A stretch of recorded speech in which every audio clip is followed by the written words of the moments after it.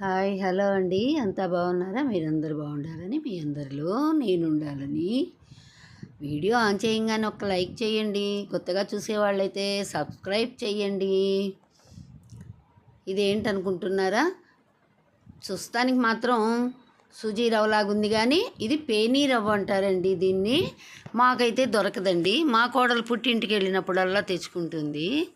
ఈ పేనీ రవ్వతో ఏం తయారు చేస్తున్నాను వీడియో చూడండి. ఈ పేనీ రవ్వ మనకు కావాల్సినంత తీసుకుని దానిలో ఒక్క చిటికెడు ఉప్పు వేసుకోవాలి. తర్వాత ఆయిల్ పోసుకోవాలి. వీలైనంతగా ఆయిల్ కానీ నెయ్యి కానీ లేదు రెండు కలిపైనా కానీ మనం అలా వేసుకొని బాగా కలుపుకోవాలి. నీళ్ళు చాలా తక్కువగా వేసుకోవాలి. అవి కూడాను జాగ్రత్తగా చేతిలో వేసుకొని చూసుకుంటూ కలుపుకోవాలి. ఈ పేనీరవ్వతో తయారు చేసే అప్పాలు చాలా బాగుంటాయండి. ఇంకెందుకు ఆలస్యం, తయారు చేసుకుందాం. కొద్దిగా వాటర్ వేసుకుంటూ కలుపుకోవాలి. ఇలా కలిపేటప్పుడు వాటర్ని చాలా జాగ్రత్తగా కొంచెం వేసుకుంటూ కలుపుకోవాలి. మాకు మాత్రము ఈ రవ్వ మాకు అసలు దొరకదు. అటు రాయలసీమ వైపు బాగా దొరుకుతుందండి. మా కోడలు వాళ్ళ పుట్టింటికి వెళ్ళినప్పుడల్లా తెచ్చుకుంటుంది రవ్వ. తెచ్చి ఫ్రిడ్జ్లో దాచుకుంటుంది పురుగది పట్టకుండాను. చాలా స్మూత్గా ఉంటుంది ఈ రవ్వ. అలా కలుపుకోవాలి, జాగ్రత్తగా కలుపుకోవాలండి. వాటర్ వేసి ఒక్కసారిగా వాటర్ పోయకూడదు.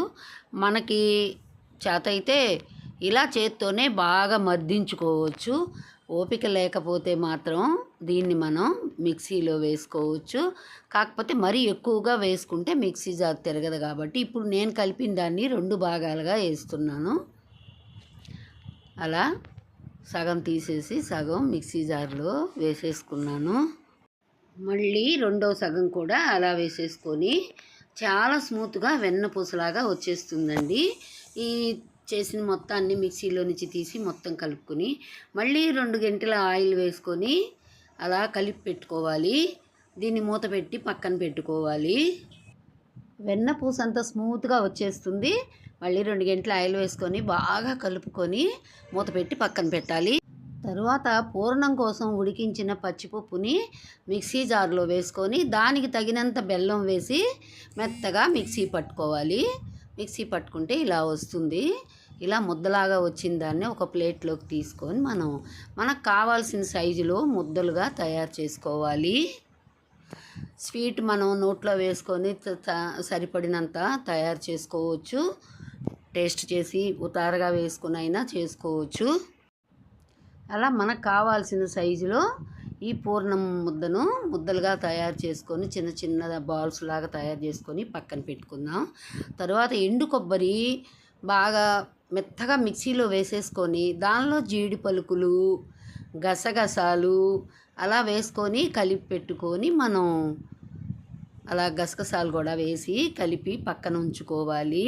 ఒక చిప్ప వెండు కొబ్బరి మనం ఇలా ముక్కలు చేసుకొని మిక్సీ జార్ వేసుకొని మెత్తగా పౌడర్లా తయారు చేసుకొని దానిలో జీడిపప్పు గసగసాలు వేసి కలిపి పెట్టుకోవాలి. ఈ ముద్దని ప్లేట్ తీసి మూత తీసి మనం కొద్దిసేపు పక్కన మూత పెట్టి పెడితే ఇలా వెన్న పూసలాగా వచ్చేస్తుంది. ఒక నిమ్మకాయ సైజు తీసుకుని మనం ఇలా ఒక ప్లాస్టిక్ కాగితం పెట్టుకుని ఇలా మనం చేతులతో తట్టుకొని పూర్ణం ముద్దని ఇందులో పెట్టి దాన్ని మొత్తాన్ని కవర్ చేసుకోవాలి. అది మొత్తం అలా కవర్ చేసుకోవాలి. చాలా స్మూత్గా ఉంటుంది కాబట్టి మనం ఇలా కవర్ చేస్తే ఈజీగా కవర్ చేసినట్టుగా చక్కగా నీట్గా వచ్చేస్తుంది. దాన్ని మళ్ళీ మనం ఎండు కొబ్బరి గసగసాలు జీడిపప్పు వేసిన దానిలో అలా పొర్లించుకొని మనం అలా స్టఫింగ్ చేసుకొని వాటిని పొయ్యి మీద పెట్టి అలా పెనం మీద కాల్చుకోవాలి. అలా పొర్లిచ్చిన పూర్ణం ముద్ద మీద అదిగో చూడండి అలా ఒక స్పూన్ నెయ్యి వేసేసి ఆ ముద్దను అలా తట్టుకుంటే పెనం మీద వీటిని దుడ్డప్పాలు అంటారు. ఇలా కొంచెం మందంగా వస్తే దుడ్డప్పాలు ఉంటారు. కానీ ఏమి మందంగా అనిపించవు, తినడానికి మాత్రం బాగా టేస్ట్గా ఉంటాయి. ఇవి తినేటప్పుడు పాలు పేరిన నెయ్యి అలా మన ఇష్టం అండి. ఎలా అయినా తినొచ్చు, ఉత్తయ్యి అయినా తినొచ్చు, చాలా బాగుంటాయి. అయితే నెయ్యి మాత్రం కాస్త ఎక్కువగానే పడుతుంది. మేము ఈ కాల్చేటప్పుడు మాత్రం అంతా నెయ్యే ఉపయోగించాము. ఇంట్లో తయారు చేసిన నెయ్యి కమ్మగా ఉంటాయి కాబట్టి అలా మనం తిరగేసుకొని రెండో పక్క కూడా బాగా కాల్చుకోవాలి. వీటిని దుడ్డప్పాలంటారు. పిల్లలకి చాలా పౌష్టికాహారం, పెద్దవాళ్ళకి కూడాను చాలా అప్పుడప్పుడు ఇలా తయారు చేసుకోవాలి. ఈసారి మేము ఈ ఉగాదికి తయారు చేసిన స్వీట్ ఇది. తర్వాత ఇంకో రెండో రకం, ఇలా ఒక ముద్ద తీసుకొని దానిలో పూర్ణం పిండి పెట్టేసేసి కొంచెం వెడల్పుగా తట్టుకోవచ్చు. అలా వెడల్పుగా తట్టుకోవటానికి మన దగ్గర ఏదైనా కానీ ఇస్త్రాక్ కానీ ఏదైనా కానీ అవి మనకి పేపర్ ఇస్త్రాకులు ఉంటాయి కదా, వాటిని మనకు కావాల్సిన సైజులో కట్ చేసి తీసి పెట్టుకొని అలా తయారు చేసుకొని మనం ఇలా పెద్ద సైజు కూడాను కాల్చుకోవచ్చు. పల్చగా చేత్తో తట్టుకున్న పల్చగా వచ్చేస్తాయి. తనకు అలవాటు ఉంది కాబట్టి చేస్తూ ఉంది. వాళ్ళ వైపు ఇలా చేసుకుంటారంట. చూడండి పల్చగా రేకుల్లాగా ఎంత బాగా వచ్చాయో. ఈ పేనీ రవ్వతో ఇలా తయారు చేసుకోండి. Thank you for watching.